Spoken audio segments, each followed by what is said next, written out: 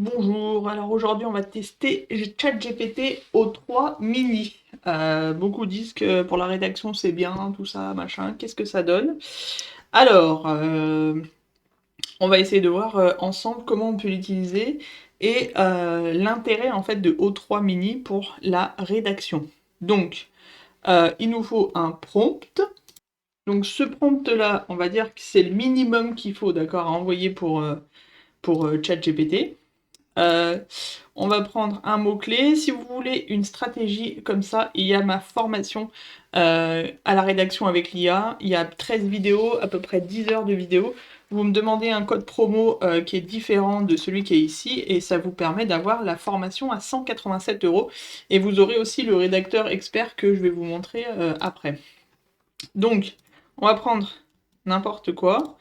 On va mettre ici, destiné à des updates de jardinage et on va vouloir 600 mots. On va envoyer à O3 mini, ok, et à 4O. Alors 4O il peut rédiger, alors ça c'est chiant ça. 4O il peut rédiger, par contre O3 mini il est plutôt dans le raisonnement. Ok, il y a toujours une partie voilà, où il va raisonner. Alors si on voit dans la rédaction de ce que ça donne, est-ce qu'on peut utiliser alors évoluer.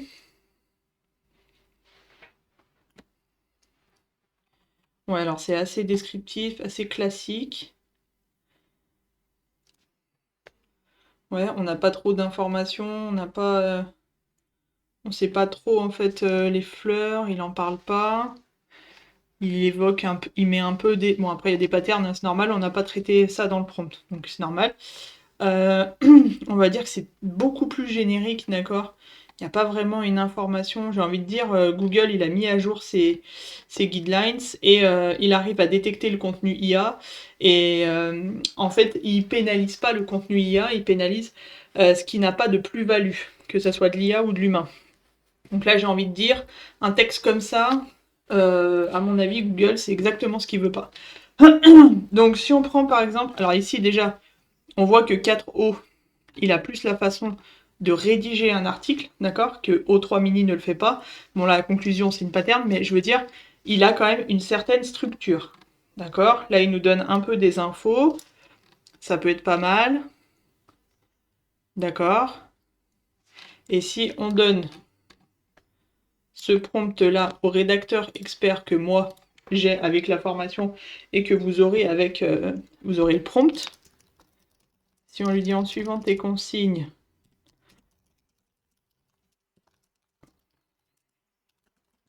qu'est-ce qu'il nous fait? Alors là, c'est un peu du bidouillage parce que je lui donne un prompt alors qu'il a déjà un prompt. Mais déjà, on voit qu'il prend en compte de ce que je lui dis. Par exemple, je voulais de tout ce qui est en gras. Là, on a un peu plus d'informations. Déjà, c'est structuré, l'aménagement. Ok. Alors, peut-être que... Alors, si O3 mini n'est pas fait pour la rédaction, mais qu'il est écrit dans le descriptif, là, je crois, raisonnement, rapide en raisonnement avancé. D'accord? Donc, ça veut dire que normalement, il a une capacité à raisonner qui est plus importante. Raisonner, donc réfléchir. Alors, on pourrait peut-être lui dire, euh, pour un article dont le thème est quelles sont les informations indispensables, euh, l'objectif est d'apporter une plus-value. Voilà, imaginons on lui dit ça, normalement il va raisonner et il va réfléchir sur ce qu'on lui dit. D'accord, donc là on va dire que il nous dit à peu près tout ce qu'il faudrait qu'on mette. Principe du design. D'accord. Et alors, si on prend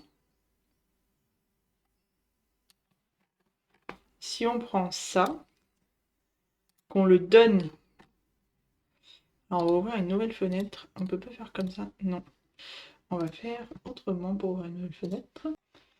Tac. Donc là, on va mettre en 4O. Et on va lui dire pour un article dédié au massif de fleurs modernes, je crois, prends en compte ces informations. Et alors, qu'est-ce qu'il nous fait?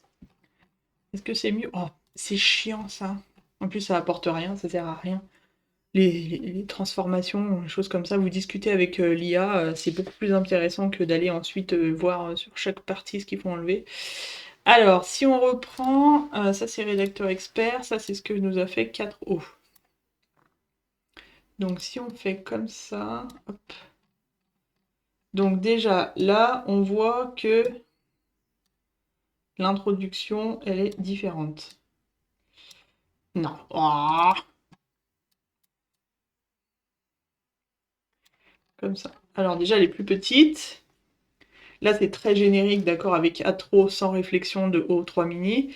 Là, on a un petit peu plus de dynamisme, d'accord. Il va poser la question, son objectif associé, c'est un peu plus, c'est moins robotique, d'accord.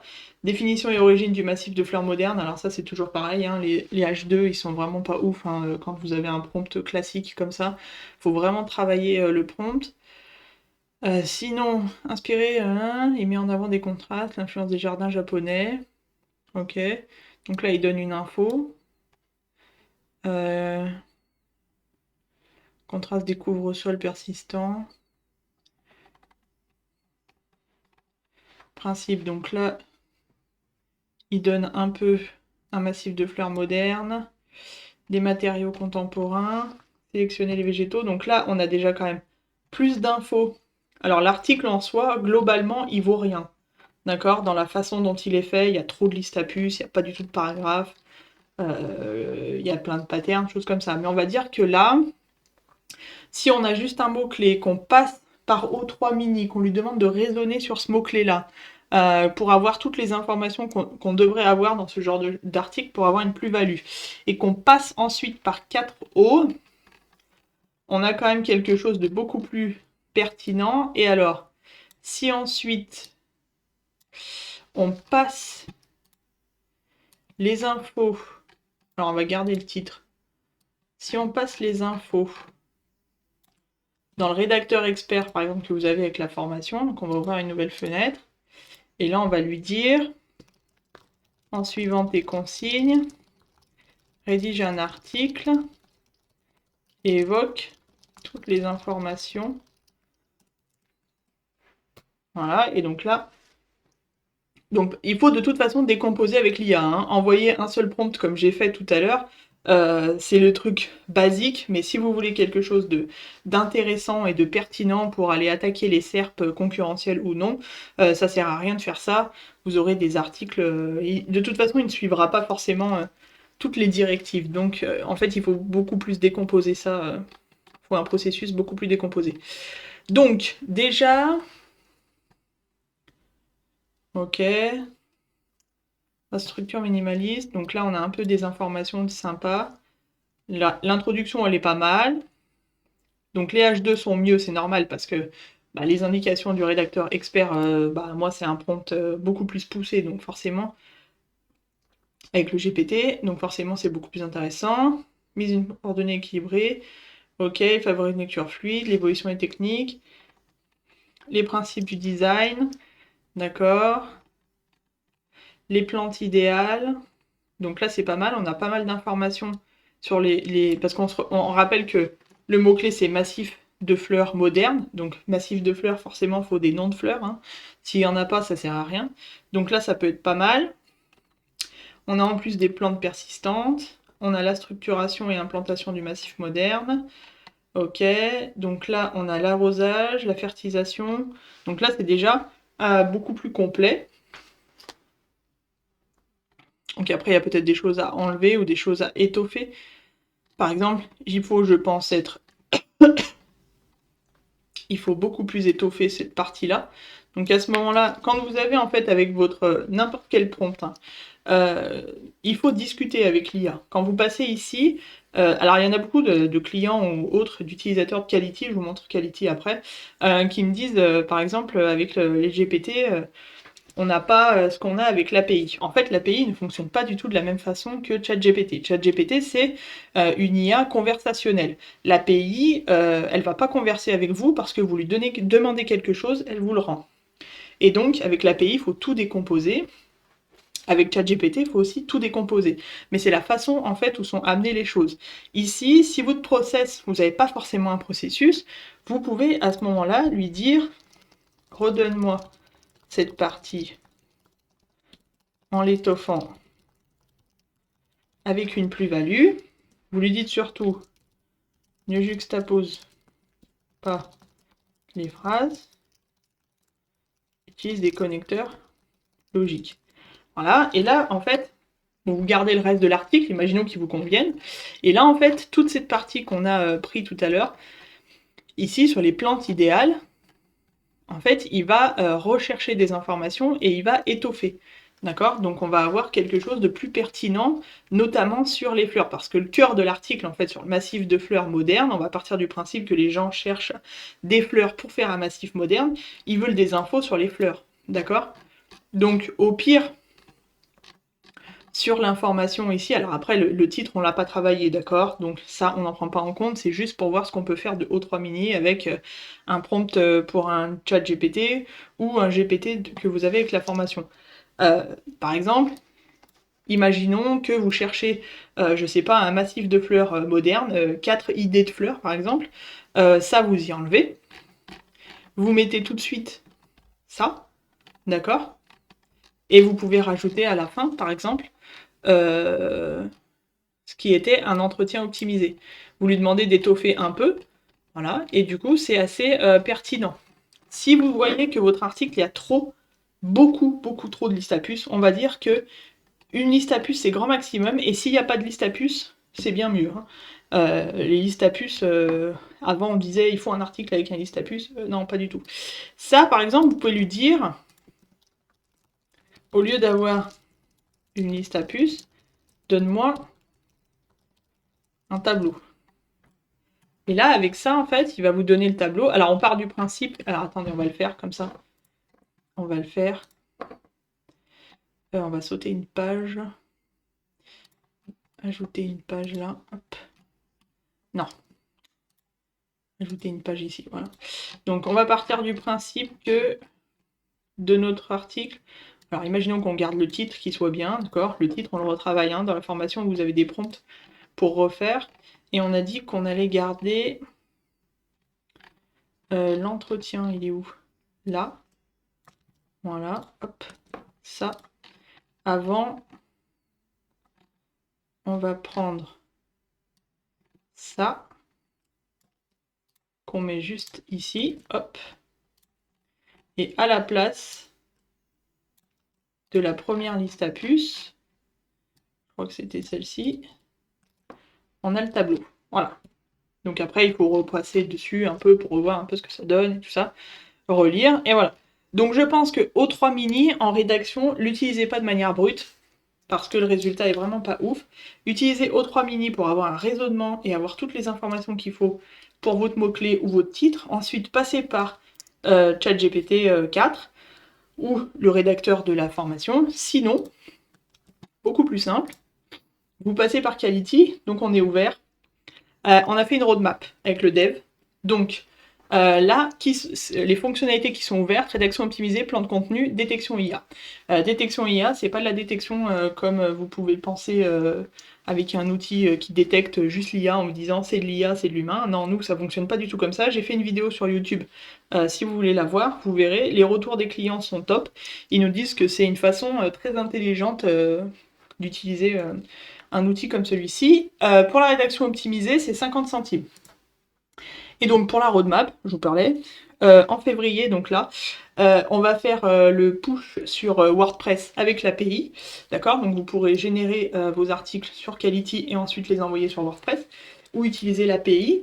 Et qu'est-ce qu'on fait aussi? Oui, et du coup, on nous a demandé si on pouvait utiliser un fichier CSV pour envoyer les infos et les sortir, donc du coup, on fera un truc comme ça. Voilà. Et en mars, on va s'attaquer à l'analyse de texte et aux photos. Alors, photo IA, moi j'aime pas, Donc je pense que ce ne sera pas des photos IA, ce sera des vraies photos. Je suis en train d'étudier un peu toutes les banques, donc ce sera pas des photos gratuites hein, qu'on peut trouver sur Pixabay, parce que j'ai travaillé à fond sur les prompts depuis plusieurs mois pour avoir un texte de qualité. Si c'est pour tout péter avec une photo éclatée au sol, c'est non. Donc on est en train de regarder les banques de photos payantes. Et on ajoutera quelques centimes à la rédaction. Le but, c'est de rester cohérent au niveau du prix de la rédaction et pas de faire un article à 1 euro ou 1,50 €. On restera en dessous de 1 euro. Et ensuite, on ajoutera, on étudie aussi la question, mais ça, on viendra après, quand on aura déjà fait ça, d'ajouter des photos, des vidéos YouTube. Voilà. Donc, on a étudié un peu le sujet de comment on pourrait faire. Et voilà. Donc, l'idéal de la rédaction serait, donc la rédaction comme je vais vous montrer maintenant, avec une photo à la une et une photo dans le corps du texte, et une vidéo YouTube. Donc, Quality, ça fonctionne comment? Ça fonctionne en abonnement. Donc vous pouvez vous abonner à 19 € par mois. Il y a une petite faute ici, mais on va corriger. Oui, je le dis depuis plusieurs vidéos, mais on va corriger. On est toujours en bêta, hein, mais on va corriger.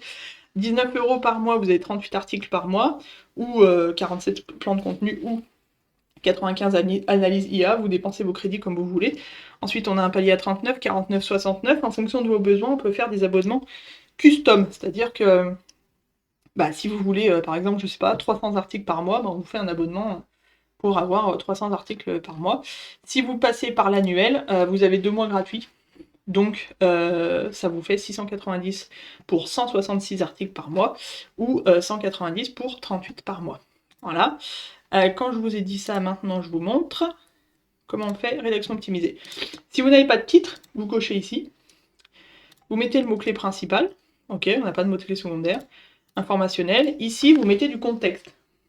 Donc, par exemple, vous pouvez, si vous ne savez pas quoi faire, en contexte, par exemple, vous dites, pour rédiger un article, j'ai besoin d'ajouter du contexte en 2 phrases, d'accord, pour ce mot-clé.